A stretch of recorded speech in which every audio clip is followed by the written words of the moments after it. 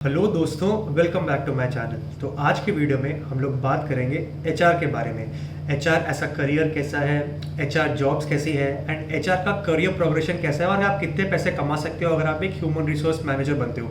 अब एचआर जो डोमेन है ना, वो एमबीए इंडस्ट्री में काफ़ी ज़्यादा मिसअंडरस्टूड है। बहुत सारे मिथ्स हैं एचआर से एसोसिएटेड। अब मैंने अपना एमबीए किया था एससीएमएचआरडी पुणे से। अब एससीएमएचआरडी पुणे जो है वो ह्यूमन रिसोर्सेज के लिए काफ़ी नामी कॉलेज माना जाता है। हालांकि मैंने वहाँ से मार्केटिंग की पढ़ाई की है, लेकिन एचआर के लिए वो कॉलेज बहुत फेमस है। तो as a student and N अलुमनस of this institute, मैंने अपने बैचमेट्स को एंड अपने सीनियर्स को जो एचआर करके वहाँ से ग्रेजुएट हुए हैं उनकी थोड़ी बहुत करियर की ट्रेजेक्ट्री देखी है। तो मैं आपको उनकी करियर ट्रेजेक्ट्री के बारे में थोड़ा बता के आपको एचआर की एक्चुअल रियलिटी बताना चाहता हूँ। अब एचआर का जो डोमेन है, there are a lot of myths which are associated with this domain. कुछ लोग बोलते हैं कि एचआर रंगोली बनाता है, कुछ लोग तो बोलते हैं एचआर कुछ भी काम नहीं करता है, कुछ लोग बोलते हैं एचआर सिर्फ लड़कियों के लिए है, कुछ लोग बोलते हैं कि एचआर के पास कोई काम ही नहीं होता है, एचआर बिल्कुल वेले होते हैं, और कुछ लोगों को तो ऐसा लगता है कि एचआर ऐसा करियर में कोई ग्रोथ अपॉर्चुनिटी ही नहीं है and there is not a lot of potential to make money in this domain as well. लेकिन आज के वीडियो में मैं ये सारे के सारे मिथ्स को बस्ट करने वाला हूँ, इसलिए please ensure that you watch this video till the end. अब ये देखने के लिए कि एचआर एक्चुअली में क्या करता है, let us first understand how a company functions.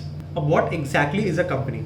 A company is nothing but a group of people that collectively work towards a common goal of achieving profit for the organization.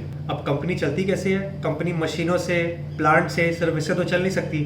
Company को चलाने वाले कौन होते हैं? Humans होते हैं, हमारे आपके जैसे कॉमन इंसान होते हैं। तो कलेक्टिवली जो बहुत सारे लोगों का एक एफर्ट होता है, वो जब मिलके एक साथ लगता है तब जाके एक कंपनी बनती है। एंड एक कंपनी के जो एम्प्लॉयज है एंड कंपनी के जितने भी ह्यूमन कैपिटल है, यानी कि जो लोग उस कंपनी में काम कर रहे हैं, वो एज अ कलेक्टिव यूनिट वो डिसाइड करते हैं कि कंपनी सक्सेसफुल होगी या नहीं।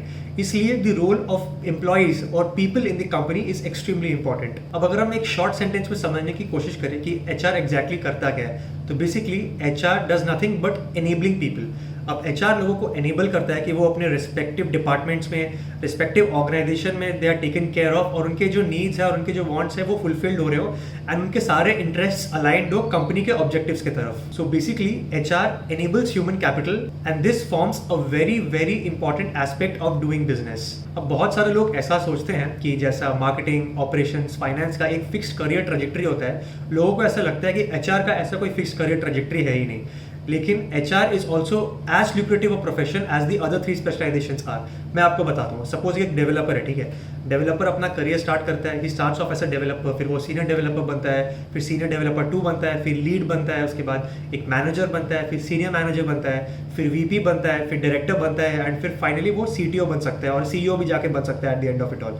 सिमिलरली मार्केटिंग की भी ट्रेजेक्ट्री ऐसी होती है, उसी तरीके से एचआर की भी एक फिक्स्ड ग्रोथ प्लान होती है। अब जब आप करियर स्टार्ट करते हो तो हो सकता है आप एक एचआर एग्जीक्यूटिव या एचआर मैनेजर की पोजीशन में आप ज्वाइन करो, एचआर बिजनेस पार्टनर की पोजीशन में ज्वाइन करो, टैलेंट एक्विजिशन में ज्वाइन करो। तो वहाँ आप बेसिक मैनेजर लेवल में स्टार्ट करते हो, उसके बाद आपकी प्रमोशन होती है, आप सीनियर मैनेजर बनते हो, उसके बाद आप एवीपी बनते हो, फिर आप वीपी बनते हो, फिर आप सीनियर वीपी बनते हो, फिर आप एचआर डायरेक्टर बनते हो। फिर आप अगर आपकी ऑर्गेनाइजेशन बड़ी है तो आप पहले एक रीजन से ज़्यादा रीजन संभाल सकते हो। सपोज अभी आप इंडिया संभाल रहे हो, फिर आप ईपैक संभाल सकते हो, फिर आप ग्लोबल एचआर लीडर बन सकते हो, सीएचआरओ बन सकते हो, जिसको हम चीफ ह्यूमन रिसोर्स ऑफिसर बोलते हैं। तो एचआर की भी एक बहुत वेल डिफाइंड करियर ट्रेजेक्ट्री है। और अगर आपको विश्वास नहीं हो रहा है कि एचआर लोग अच्छा पैसा कमा सकते हैं, आप जाके किसी भी कंपनी का एनुअल रिपोर्ट देखिए और वहाँ पे जो एचआर के जो टॉप प्रोफेशनल्स हैं उनकी सैलरी देखिए। हर एक बड़ी ऑर्गेनाइजेशंस में जो एचआर के डायरेक्टर, सीनियर डायरेक्टर, सीएचआरओ वाले पोजीशंस में हैं, they are making salaries in crores of rupees. तो ये बात तो आप बिल्कुल अपने दिमाग से निकाल दीजिए कि एचआर एक ल्यूक्रेटिव करियर ऑप्शन नहीं है। अब मैं अगर हम अपने पर्सनल कॉलेज की बात करूँ, एससीएमएचआरडी पुणे, जहाँ से मैंने एमबीए किया है, वहाँ पे भी अगर आप देखें तो एचआर का जो एवरेज पैकेज है वो मार्केटिंग, ऑपरेशंस और फाइनेंस से काफ़ी ज़्यादा है। तो यूजुअली एससीएमएचआरडी से जो एमबीए करता है एचआर में, उनकी सैलरी 20 लाख के ऊपर ही लगती है अगर आप एक डिसेंट टॉप 50-60 परसेंटाइल में आते हो। अगर आप मार्केटिंग कर रहे हो, ऑपरेशंस कर रहे हो, फाइनेंस कर रहे हो, तो ज़रूरी नहीं है कि आपकी इतने की पैकेज लगे, लेकिन एचआर वालों की डेफिनेटली लगती है, क्योंकि उस टाइप की कंपनीज उस कैंपस में आती है जो एचआर को रिक्रूट करती है। और अगर आप किसी डिसेंट कॉलेज से एचआर कर रहे हो, एससीएमएचआरडी हो गया, एमडीआई गुड़गांव हो गया, एक्सएलआरआई हो गया, एक्सआईएमबी हो गया, आईएम रांची, एक्सआईएमबी रांची हो गया, अगर आप इस टाइप के इंस्टीट्यूट से एचआर करते हो, एक कॉलेज है मुंबई में टिस बोल के, वहाँ से भी अगर आप एमबीए करते हो एचआर में, तो there is a very very very high possibility that you might get a very high paying offer and your career trajectory will also be phenomenal. तो इसलिए अगर आप किसी एमबीए के लिए प्रिपेयर कर रहे हो इस वक्त, तो एचआर को कंप्लीटली रूल आउट मत करिए। अगर आपका इन टाइप के कॉलेजेस में एडमिशन हो जाता है तो please do consider doing an MBA in human resources as well, क्योंकि इसका भी करियर ट्रेजेक्ट्री काफी अच्छा है हमारी कंट्री में। अब अगर मैं फंक्शनली बताऊं कि एक एचआर करता क्या है, तो there are multiple functions in which an HR professional can start their career. सबसे पहला तो आपका हो गया एचआर बिजनेस पार्टनर। अब एचआर बिजनेस पार्टनर क्या करता है, they act as an intermediary between a business unit and the top management of human resources.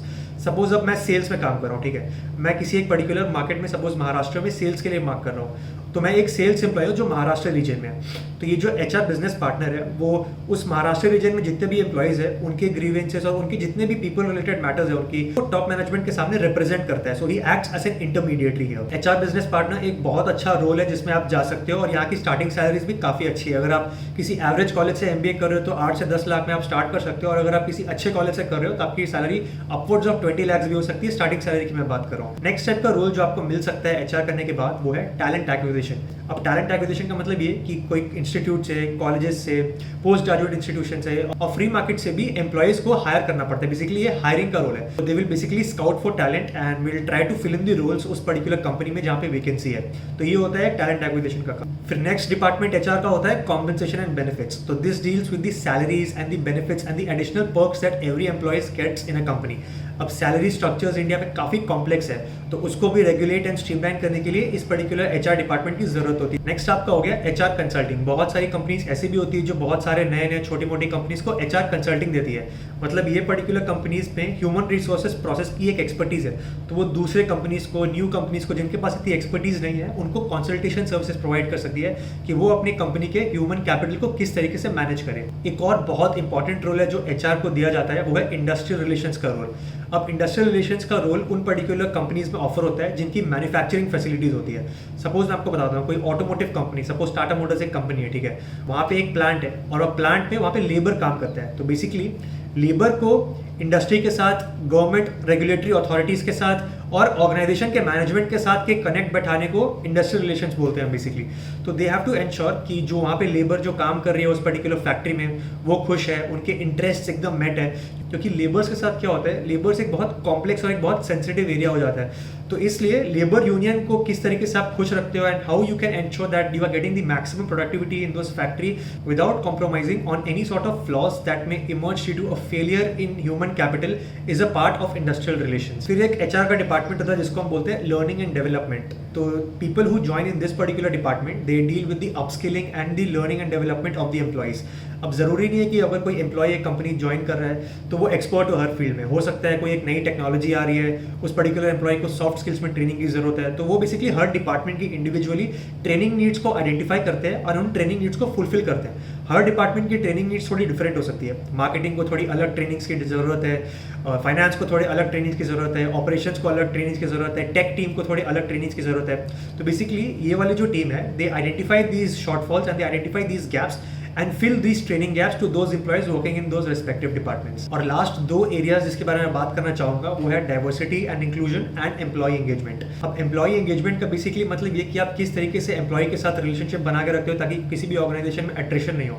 छोटे मोटे ओकेजन्स में जब कंपनी बहुत अच्छा कर रही है तो एम्प्लॉय को बोनस दे दिया, बहुत सारे इवेंट्स एंड एक्टिविटीज आप करा सकते हो, फैमिली डे करवा सकते हो। तो बेसिकली ये जो छोटी मोटी एक्टिविटीज होती है जो एम्प्लॉयज के वेलबींग को रिप्रेजेंट करती है वो एम्प्लॉय एंगेजमेंट वाले करते हैं। और डाइवर्सिटी एंड इंक्लूजन में क्या आ जाता है, अब किसी भी ऑर्गेनाइजेशन को एक बहुत इंक्लूसिव होना बहुत जरूरी है क्योंकि एक particular organisation is a sample and will form a base of what the large society is। तो अगर आप किसी ऑर्गेनाइजेशन में आप रेसिस्ट बिहेवियर पोर्ट्रे कर रहे हो, आप किसी सिर्फ मेल्स को प्रमोट कर रहे हो, फीमेल्स को प्रमोट नहीं कर रहे हो, आप एक स्पेसिफिक रेस की तरफ बायस्ड हो, आप थर्ड जेंडर को रिक्रूट नहीं कर रहे हो अपने ऑर्गेनाइजेशन में, तो these can be matters of great concern. इसलिए ये जो डाइवर्सिटी एंड इंक्लूजन वाली टीम है, they ensure that representation from each and every section of the society is being there inside the company so that you can form a more inclusive working culture. So these are the type of roles that you can expect if you do an MBA in HR। So my friends, अगर आपको opportunity मिल रही है MBA in HR करने की किसी भी अच्छे college से, SCMHRD हो गया, XLRI हो गया, XIMB हो गया, फिर आपका MDI हो गया, TISS हो गया,